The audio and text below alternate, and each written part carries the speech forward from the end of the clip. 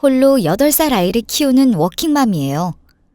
세상 누구보다 성실하고 착하게 살아왔던 정말 사랑하는 남편을 한순간에 잃고 슬퍼할 여유도 없이 진실을 밝히기 위해 노력해온 제 이야기를 해보려고 해요. 대학생 시절 학생의 임원이었던 저는 9월 중순에 열린 학교의 축제 주점에서 술을 옮기느라 눈코 뜰 새 없이 분주했습니다.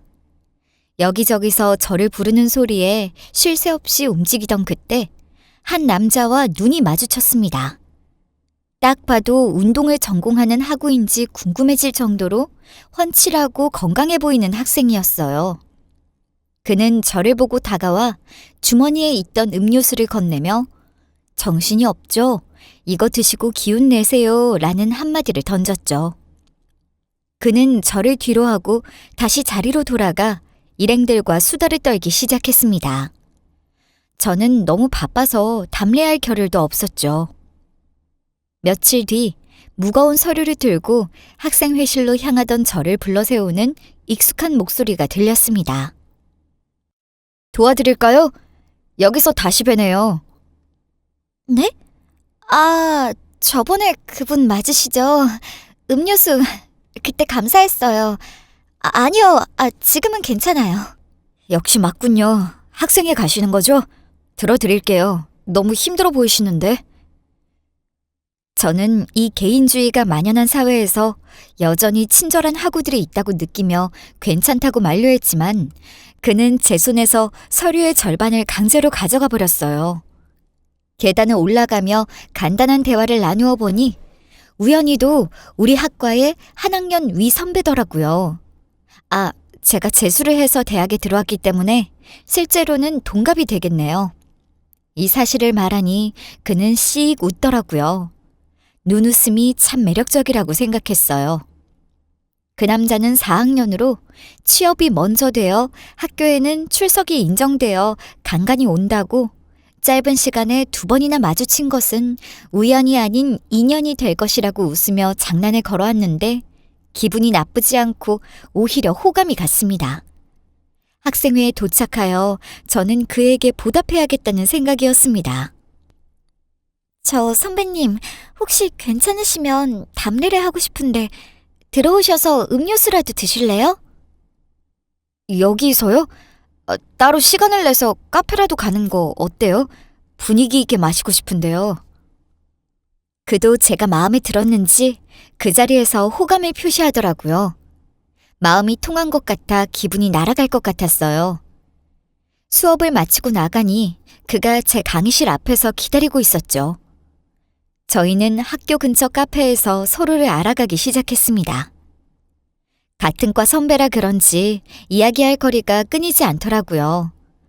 대화 중간중간에 보이는 눈웃음과 호감의 표현은 제 마음을 사로잡기 충분했습니다. 그는 친절하고 배려심 깊고 성실한 사람이었으니까요. 그렇게 이 사람과 인연이 되어 교제하게 되었고 제가 졸업한 뒤에도 같은 직무에 취업하여 좋은 관계를 유지하게 되었습니다. 물론 여느 다른 연인들처럼 싸우고 다투기도 했지만 그럴수록 서로에 대한 믿음은 깊어져 갔죠. 5년 교제 후 결혼 2년 차, 뱃속에 한 생명을 품고 있는 여자가 되었습니다. 남편은 제가 스스로 이렇게 말하기엔 부끄럽지만 매일매일 이 사람을 선택하여 결혼하길 너무 잘했다는 생각이 들게 해주는 사람이었습니다. 정말 이 사람을 만난 것은 제 인생에 둘도 없는 축복이라고 느껴질 정도니까요. 연애 시절부터 저만 바라보고 항상 저를 배려해주는 것은 말할 것도 없었죠. 결혼 후에도 집안일을 솔선수범해서 하는 것은 물론이고 임신으로 인해 제가 휴직 중임에도 불구하고 항상 저를 위해 아침밥을 차려주고 출근합니다. 제가 극구 만류해도 마치 누가 빨리 집안일을 시작하나 라는 대결이라도 하는 듯 먼저 집안일을 시작해버리곤 하니깐요. 이런 남편의 과도한 관심과 애정 덕분에 저는 고민이 없을 것 같지만 현실이라는 게 꼭 그렇지만은 않더라고요. 양가가 넉넉하지 못해 부모님께 지원받은 돈이 없었기 때문에 집부터 대출받아 시작한 현실은 그렇게 녹록하지 않았습니다. 그래도 서로 으쌰으쌰하고 이겨내던 중이었죠. 진짜 고민은 시어머니가 저희 집에 들어오면서 시작되었습니다. 주방 일을 오래 하신 시어머니께서 허리 수술을 하시면서 시어머니의 병시중은 제 역할이 되었거든요. 시아버님은 남편이 어릴 때 지병으로 돌아가셨다고 들었어요. 남편도 아버지와의 추억이 하나도 없고 어머니 홀로 남편을 키웠다고 하더라고요. 저도 아버지 없이 자라 남편과의 공통점이기도 했어요. 사실 보통의 시댁이란 게 편하지만은 않은 관계이고 어머니도 까다롭고 차가운 성격이라 임신 중 저와 태아가 받을 스트레스를 우려해 남편한테 살짝 반대 의견도 내보았지만 요양원 비용도 만만치 않은 관계로 어쩌다 보니 시어머니와 같이 살게 되었습니다. 아가, 집이 이게 뭐니? 너는 우리 아들 돈으로 살면서 준호가 잘해주니까 눈에 뵈는 게 없지? 네, 지금 바로 청소할게요. 참고로 이렇듯 어머니는 저한테 가끔 심한 말씀을 하십니다. 저는 보통 한 귀로 듣고 한 귀로 흘리지만 계속 듣다 보니 아무래도 사람인지라 스트레스가 올라오거든요. 그래서 남편한테 사실대로 말했더니 남편이 있을 때는 안 그러는데 그가 출근하면 여전히 잔소리가 심하시네요. 다시 한 번 더 남편이랑 이야기를 해봐야 할 것 같아요. 역시 오늘도 시댁이란 건 참 불편한 관계라고 생각합니다. 저는 잔소리가 듣기 싫어서 바닥을 치우는 척만 하다가 시어머니께서 방에 들어가자 바로 소파에 들어 누웠어요. 그래도 남편이 퇴근하면 바로 집에 와서 집안일과 시어머니 병간호의 교대를 해주고 어머님도 보통은 누워 계시니까 그렇게 힘들 정도는 아니더라고요. 어머님도 보통은 누워 계시니까 그렇게 힘들 정도는 아니더라고요. 집안일도 남편이 대부분 해주니 저도 이 정도는 참아야 한다고 생각하고 있었습니다. 그날도 어김없이 아침 일찍 일어나 남편을 배웅하는 평범한 아침을 시작했죠. 잘 다녀와 여보, 힘내고. 오늘은 일찍 올 수 있을 거야. 자기는 푹 쉬고 있어. 다녀오면 내가 청소할 테니까. 오늘은 쉬어 여보. 요 며칠간 자기 혼자 대청소하느라 무리했잖아. 내가 좀 치우고 있을게. 임산부가 무슨 말을 하는 거야. 집안일 반대. 절대 안정이야. 손 하나 까딱할 생각도 하지 마. 절대 안정 취해야지. 우리 꼬물이를 위해서. 그렇게 남편은 집을 나갔고 저는 소파에 앉아 임신에 대한 책을 읽으며 태교에 좋은 음악을 듣고 있었습니다. 어느 정도 휴식을 취한 후에 그렇다고 제가 아예 손 놓고 있을 수는 없으니까 임신 중에도 몸에 무리가 가지 않을 정도의 책상과 옷 정리 정도는 하거든요. 그날도 다름없이 세탁소에 가기 위해 남편 옷의 주머니를 뒤적거리던 중 남편 이름의 약봉투를 발견하게 되었습니다. 약? 무슨 약이지? 얼핏 봐도 한꺼번에 10개는 되어 보이는 약을 처방해온 것 같더라고요. 제게는 말한 적도 없었고 약 먹는 모습을 보인 적도 없었습니다. 걱정되기도 하고 궁금한 마음도 커서 바로 약봉투에 쓰여있는 대로 검색을 해보니 신경정신과 쪽 안정제와 수면제라고 나오더라고요.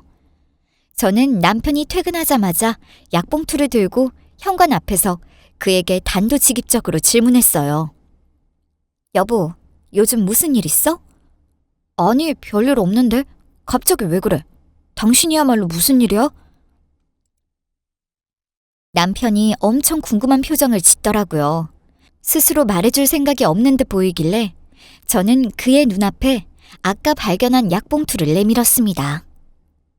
이거 자기 옷에서 발견한 건데 혹시 힘든 일 있나 싶어서. 봉투를 보고 남편의 동공이 살짝 흔들리는 것을 저는 놓치지 않았죠. 힘든 일 있으면 말해줘. 항상 그래왔듯이 나는 당신 편이니까, 어?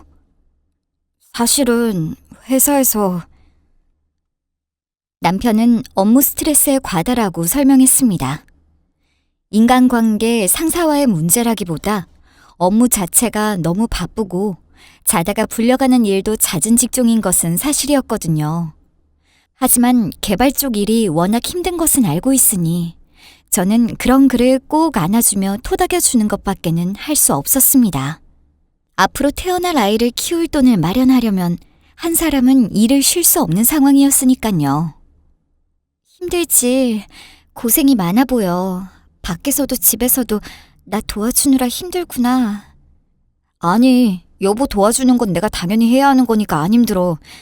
그나저나 여보 걱정할까봐 말하지 않았던 건데 평소에는 약도 들고 다녔거든, 안 들키려고. 그런데 오늘은 약 챙겨가는 걸 까먹었지 뭐야. 남편은 어색하게 웃었습니다. 에이, 걱정? 걱정이야 하지 당연히.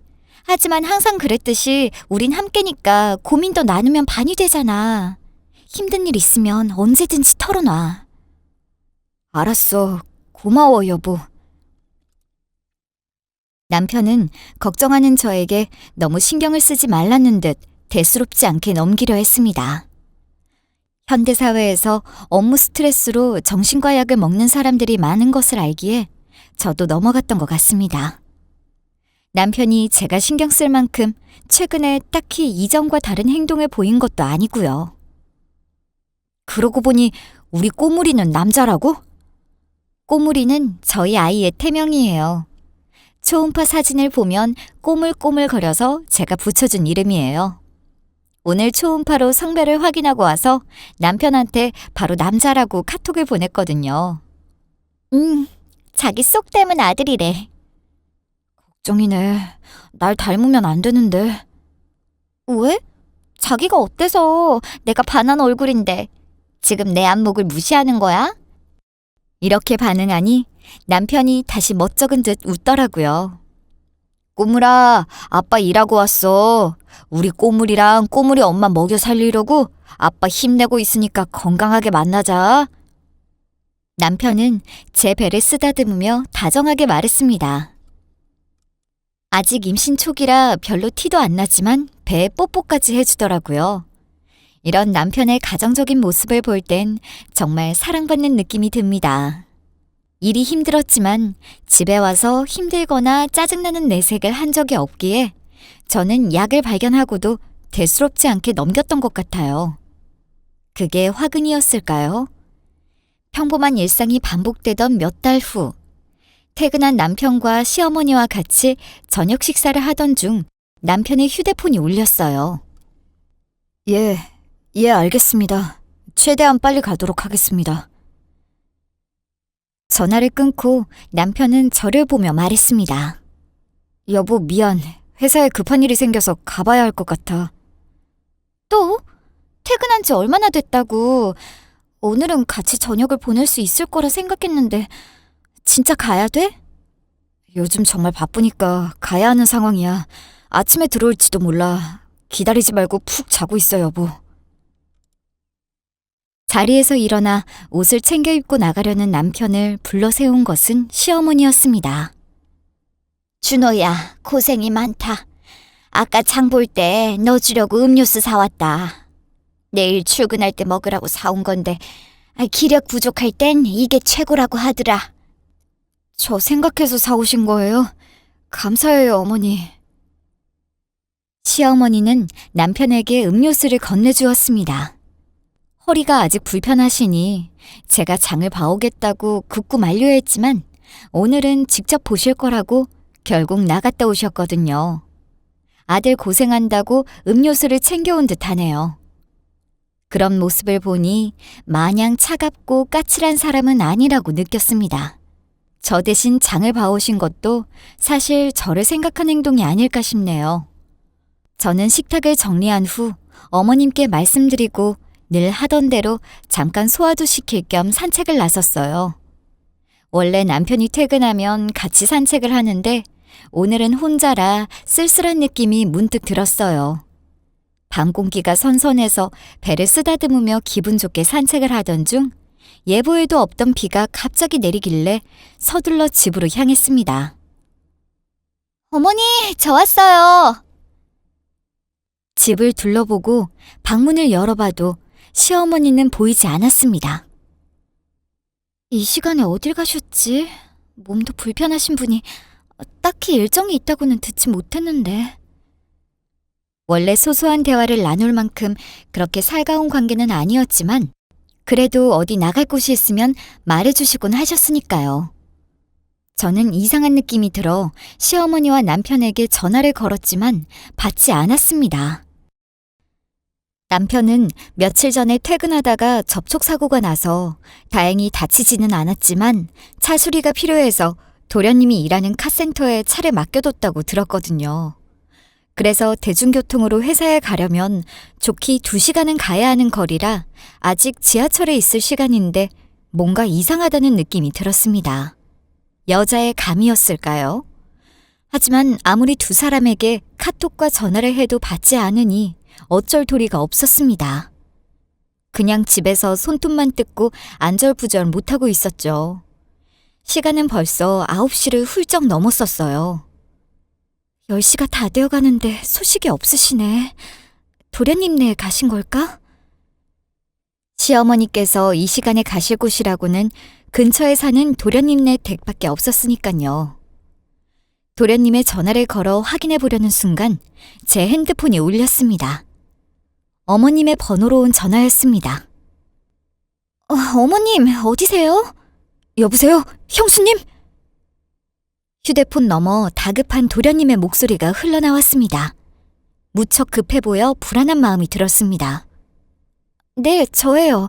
어머님 괜찮으세요? 그게 아니라 지금 당장 오셔야 할 것 같은데요. 네? 그게 무슨 말씀이세요? 어디신데요? 여기 병원이요. 형이 크게 다쳤어요. 설명하는 도련님의 목소리는 심하게 떨리고 있었어요. 그 말을 듣는 즉시 저는 다리에 힘이 풀려 주저앉을 뻔한 걸 벽을 짚고 겨우 버텼어요. 다쳤다고요? 사고라도 난 거예요? 고속도로에서 교통사고가 났다고 연락이 왔어요. 지금 중환자실에 있다가 수술 들어갔어요. 빨리 오세요. 많이 다쳤어요.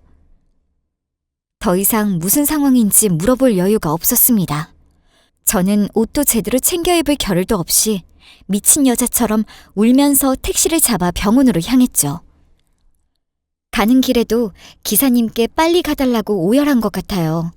무슨 정신으로 왔는지 사실 기억이 안 나거든요. 후들거리는 다리를 이끌고 정신없이 뛰어 응급 중환자실 앞에 도착해서야 두 사람을 만날 수 있었습니다. 제 얼굴은 이미 눈물 범벅이었어요. 도련님과 시어머니는 고개를 푹 숙이고 의자에 앉아 있었습니다. 간호사에게 설명을 들으니 상태가 너무 위독하여 응급수술에 들어간 상황이었습니다. 그때서야 저에게 일어난 현실임을 자각한 저는 바닥에 주저앉아서 눈물만 쏟았습니다. 그 자리에 사람들 중 아무도 말을 하지 않았습니다. 마치 1분 1초가 1년 같은 시간이 흐르고 하늘은 무심하게도 저의 기도를 들어주지 않았습니다. 저희 세 사람이 마주한 것은 싸늘한 천에 덮인 남편의 시신이었으니깐요. 저는 싸늘한 그의 손을 잡고 혼절하다시피 오열하는 것밖에 할 수 있는 것이 없었습니다. 이것이 제가 기억하는 남편의 마지막 모습입니다. 장례가 끝나고 예상치 못한 이별에 슬퍼할 겨를도 없이 저는 경찰서에 출두해야 했습니다. 경찰이 CCTV와 블랙박스를 분석한 결과 졸음 운전으로 인한 사고라고 판결이 났기 때문이었죠. 실제로 남편의 몸에서는 과량의 수면제가 검출되었다고 합니다. 도련님 말대로 급한 출근건이 생겼다면서 수리가 끝난 차를 끌고 운행하는 블랙박스가 담긴 영상도 그대로 남아 있었습니다. 도련님께 듣기로는 빨리 출근해야 한다고 수리가 끝난 차를 바로 끌고 나갔다고 하네요. 평소 그가 수면제와 신경과 약을 꾸준히 복용하였기 때문에 왜 그렇게 정신도 못 차릴 정도로 먹고 운전을 한 건지에 대한 제 의문에 답을 해주는 사람은 아무도 없었습니다. 경찰 또한 단순히 졸음운전 사고라고 결론을 내렸죠. 담당 경찰은 혼자 가드레일에 박아서 다행이지 추가 사고 피해자가 안 나온 것만 해도 천운이라고 했지만 저는 거기에 반박할 정신도 없었습니다. 홀로 남은 저는 며칠 동안 극단적 선택을 할 정도의 과도한 우울감에 시달렸고 불면증도 심해졌지만 뱃속의 아이를 생각해 마냥 주저앉아 슬퍼할 수만은 없었습니다. 이미 임신 중기였습니다. 남편에게 사고가 났다고 해도 저는 이 아이를 끝까지 지키리라 다짐하고 애써 마음을 추스르려 노력했습니다. 남편에게 부끄럽지 않도록 홀로 당당하게 키우리라 다짐했습니다. 그러려면 제가 누구보다도 강해져야 했죠. 슬픔에 목이 메어 밥을 넘기기조차 힘들었지만 홀몸이 아니므로 마냥 굶을 수도 없는 노릇이었어요. 어느 날은 식사 도중에 어머니께서 방문하시더라고요. 꾸역꾸역 눈물을 삼키며 아이를 위해 먹던 밥을 계속 먹고 있던 그때 내 아들 죽여놓고 밥은 넘어가냐? 라는 말씀이 제 귀에 꽂혔습니다. 시어머니는 그 사건 이후 도련님 댁에서 지내고 있었습니다. 과부가 된 저와의 관계는 하루가 다르게 악화되었고 이제는 저와 아이를 지키기 위해 남편이 일을 나갔다가 사고를 당했다는 논리로 저를 살인자 취급하기에 이르렀습니다. 엄마, 그래도 형이 남겨준 아이야. 형수님이라고 마음 편해서 먹는 건 아닐 거니까. 그런 시어머니를 말리는 건 항상 도련님의 역할입니다.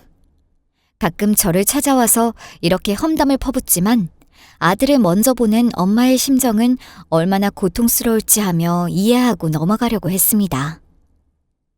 정신 나간 것이 감히 어디라고 기어들어와서 우리 준호가 수면제를 먹어? 분명히 네가 괴롭혔겠지. 너 때문이야. 어머니는 식탁에 젓가락을 집어 저에게 던졌습니다. 하지만 마음이 더 찢어져서 하나도 통증이 느껴지지 않았습니다.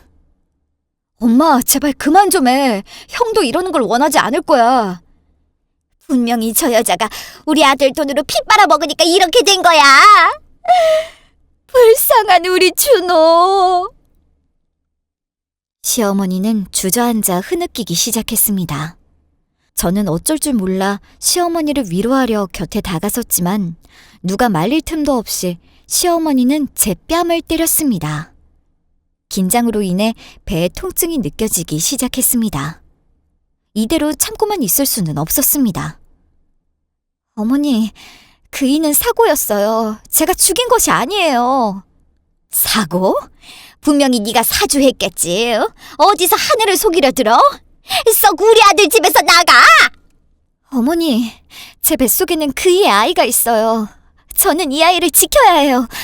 조금만 너그럽게 봐주실... 제 말이 끝나기도 전에 어머니는 자리에서 일어나 제 머리끄덩이를 잡아당기며 저를 집 밖으로 끌어냈습니다. 도련님의 만류에도 막을 방법이 없었습니다. 내 눈앞에서 썩 꺼져, 이거사! 그렇게 제 탓을 하신다면 어쩔 수 없네요. 건강하게 지내시길 바래요. 그렇게 저는 포기하듯 그 집에서 나오게 되었습니다. 그 이후로 시어머니와 도련님은 어떻게 지내는지 저에게 연락 한 통도 오지 않더라고요. 이미 절 내친 사람들이니 저도 연을 끊어야겠다고 생각했어요. 굳이 그런 대접 받으면서까지 연을 이어갈 가치는 없다고 판단했어요. 남편에게는 미안하지만 말이죠. 그래서 당분간 친정어머니의 집에서 지내게 되었는데 매일매일 울며 남편을 그리워하며 힘든 일을 보냈지만 뱃속의 꼬물이는 다행히도 건강하게 자라고 있었습니다. 저는 그것만으로도 큰 위안으로 삼으며 애써 좋은 생각만 하려 노력했습니다.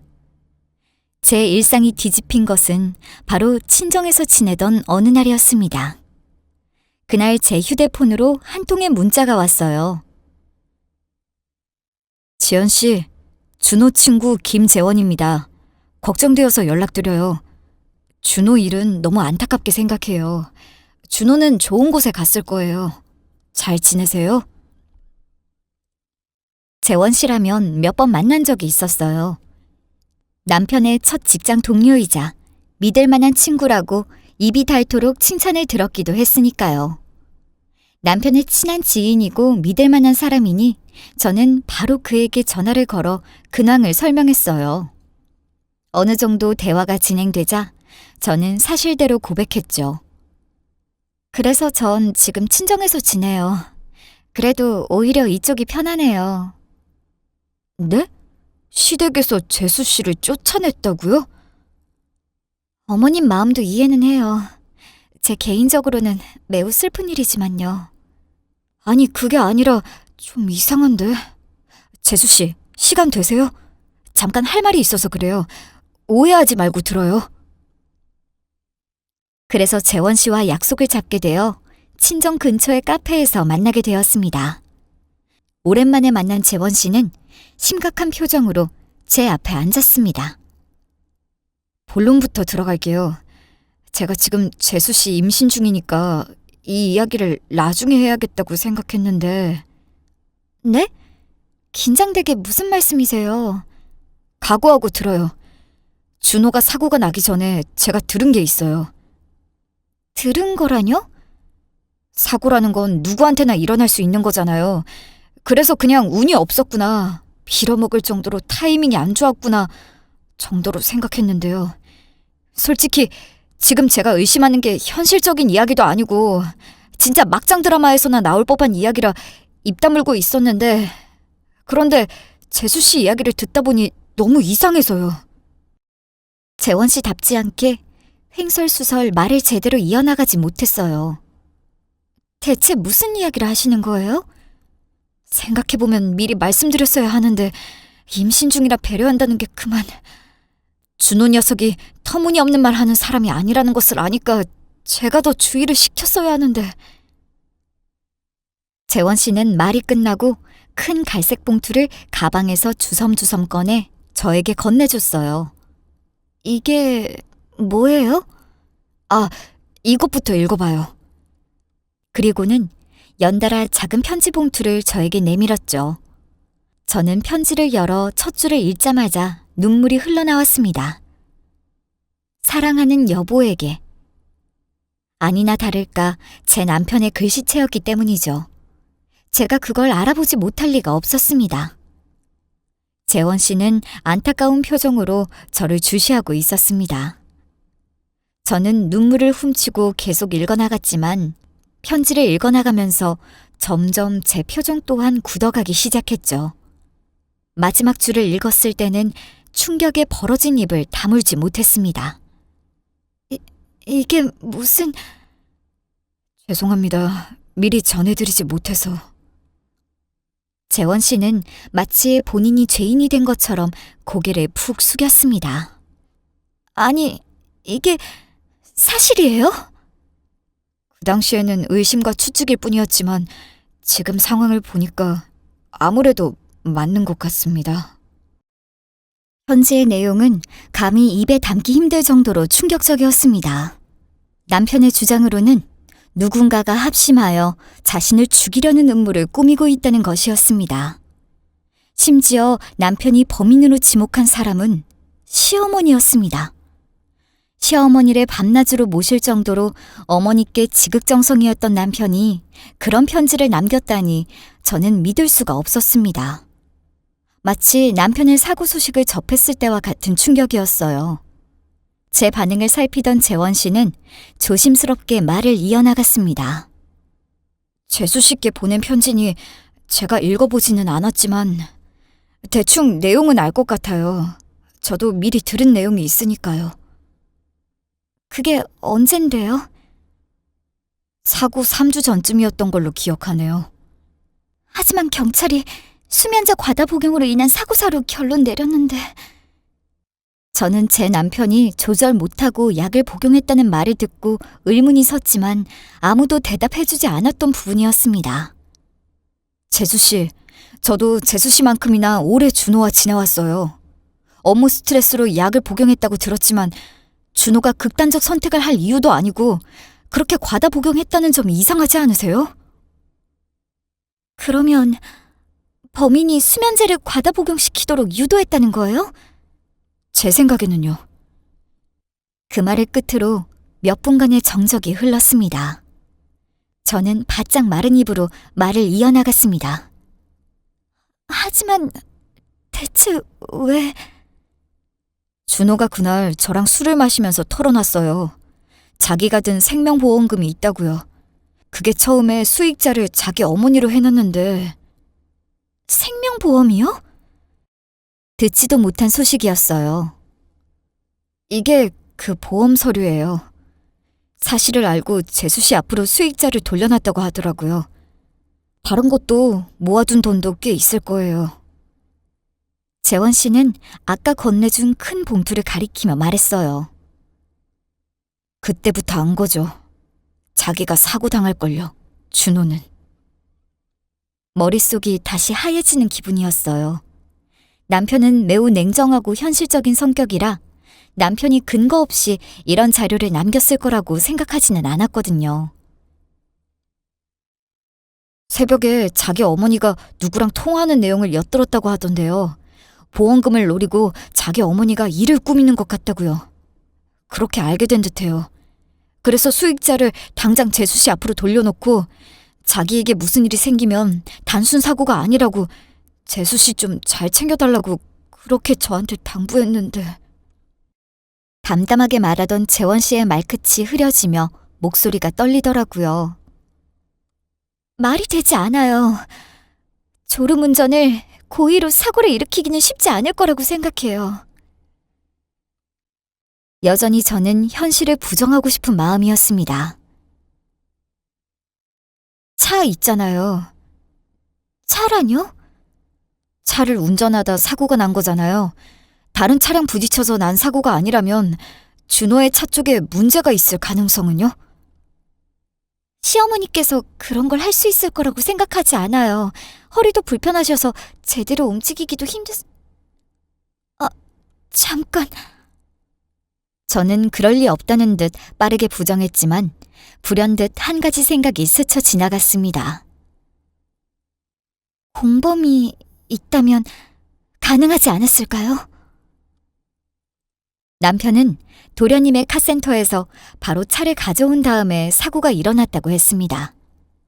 문득 시어머니와 도련님이 같이 꾸민다면 가능하지 않을까라는 생각에 다다르게 되었죠. 이런 생각을 하는 자체로도 천륜에 어긋난다는 생각에 죄책감이 들었지만 제가 지금 무슨 생각을 하는 건지 어처구니 없다는 생각이 들었지만 남편이 남겨둔 유언을 터무니없다고 무시하고 넘길 수도 없는 노릇이었으니까요.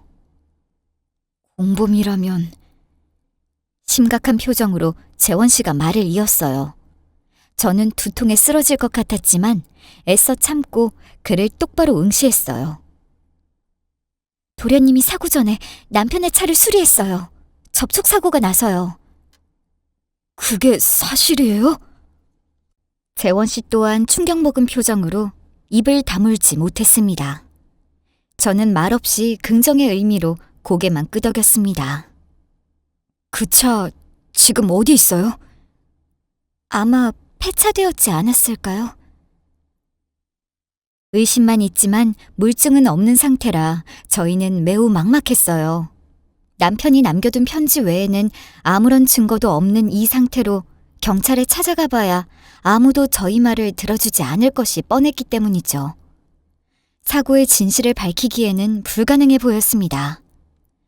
친정 어머니네 집에 돌아와 한참을 침대에서 고민하던 저는 남편이 남겨둔 보험 서류를 확인해 볼 겸 봉투를 열었어요. 그때 봉투에서 바닥으로 무언가가 떨어지는 소리가 들려서 확인해 보았죠. 이건 USB? 컴퓨터에 꼽는 USB 메모리였어요. 저는 떨리는 마음으로 당장 컴퓨터를 켜 파일을 확인해 보았어요. 메모리 안에 담겨있는 녹음 파일이 보이더라고요. 설마 하는 마음에 녹음 파일을 재생해 보니 시어머니의 목소리가 흘러나왔습니다. 세상을 떠난 남편이 남긴 귀중한 증거였죠. 통화하는 대상은 알 수 없었지만 저와 재원 씨의 예상이 맞았다면 도련님이었겠죠. 사망보험금과 수면제에 대해 통화하는 내용을 들어보니 제 의심은 점점 확신으로 바뀌어 갔습니다. 어떻게 사람이 그깟 돈 몇 푼 때문에 자기 아들한테 그럴 수 있냐는 것에 치가 떨렸습니다. 저는 당장 녹음 파일을 휴대폰에 옮기고 경찰에 찾아갔습니다. 사정사정해서 당시 사고를 담당했던 경찰을 만날 수 있었어요.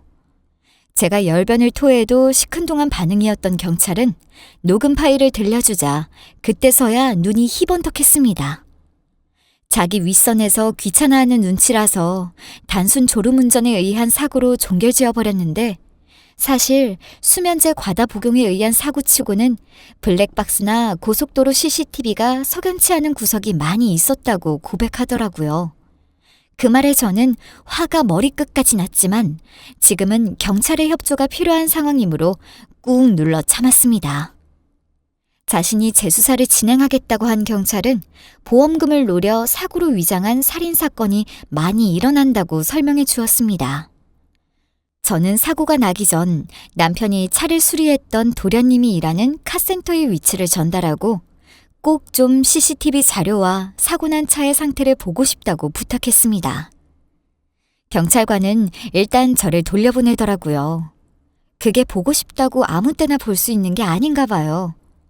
며칠 후 경찰에게서 연락이 왔습니다. CCTV를 확보했다는 연락이었습니다. 이게 그 사고 당일날 낮에 수리하는 영상이고요. 보시면 그냥 수리하시는 걸로 보이는데 이 영상 가지고 일부러 차를 망가뜨렸다고 보기는 힘들 것 같긴 하거든요. 잠깐만요. 쭈그려 앉아 차를 수리하던 도련님을 보던 저는 순간 흠칫했습니다. CCTV에 허리에 손을 짚고 그 옆을 왔다 갔다 하는 시어머니가 등장했기 때문이죠. 저분이 시어머니예요. 왜 저기에... 사고 당일 장을 보고 온다던 시어머니는 도련님과 같이 CCTV에 찍혀 있었습니다. 대화는 들리지 않아 알 수 없지만 시어머니는 차 근처를 안절부절한 듯 왔다 갔다 하는 모습이었습니다. 이 모습을 본 경찰도 어딘가 석연치 않은 표정이었죠. 일단 남편분 사고는 저희 쪽에서 재수사 들어갈 거니까 걱정 말고 계세요. 저는 그 길로 도련님 댁에 찾아갔어요. 그는 매우 뻔뻔하게 저를 맞이하더라고요. 형수님, 오랜만이네요. 잘 지내셨어요? 꼬물이는요? 안 그래도 걱정돼서 연락드리려던 참이었어요. 뻔뻔하게도 잘도 그런 반응이네요.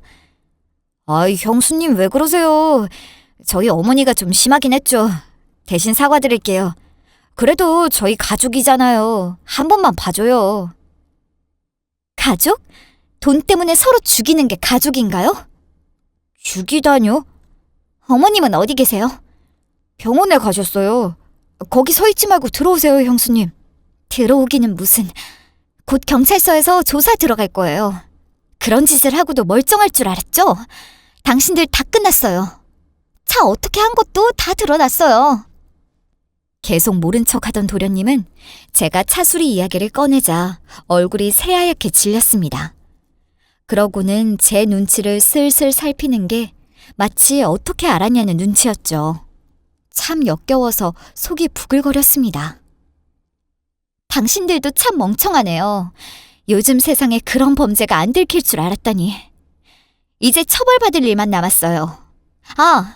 그리고 어차피 그 보험 수익자 제 앞으로 되어 있으니까요. 그냥 헛짓거리 한 거예요. 당신들 앞길 막을 헛짓거리. 당신들하고는 이제 상관없는 이야기겠지만. 형수님 앞이라뇨? 그이는 진작에 눈치채고 있었어요.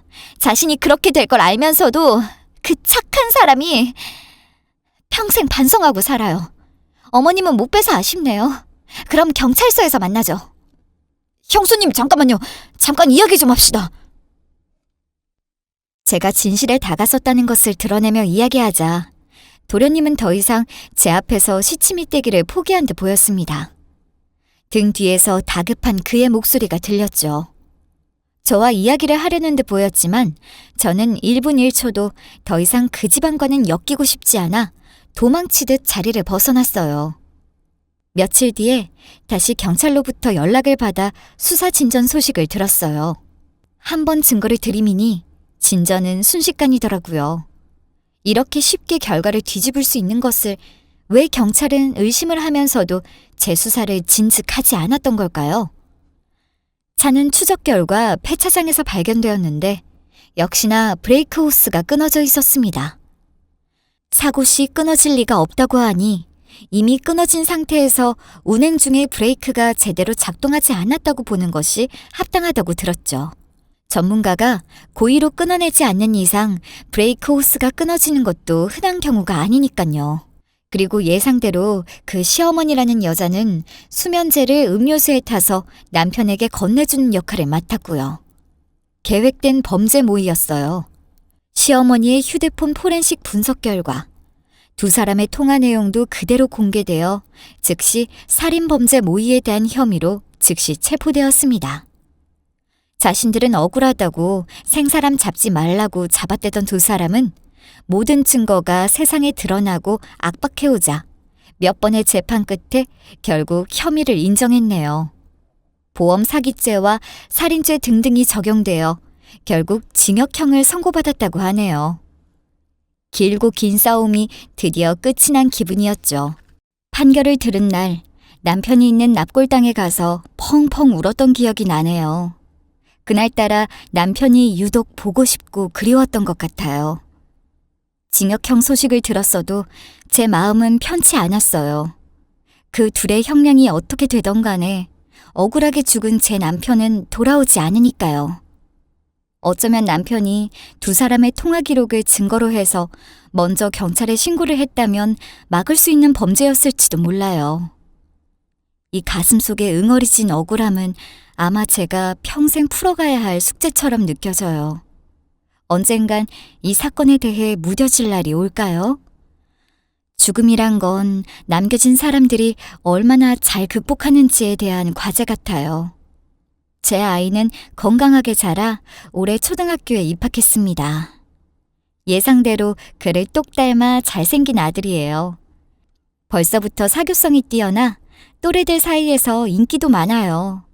저를 참 잘 따르고 아빠를 닮아서 마음이 너무 고와서 자주 저를 감동시키기도 하고요. 직장은 꼬물이를 2살 때 어린이집에 보내기 시작하면서 복직했고 꼬물이가 하교하면 친정어머니께서 제가 퇴근하기 전까지 봐주신답니다. 우리 가족과 청취자분들의 행복을 바라면서 마무리할게요. 이대로 평범하고 소소한 행복을 느낄 수 있는 일상만이 계속되었으면 좋겠어요.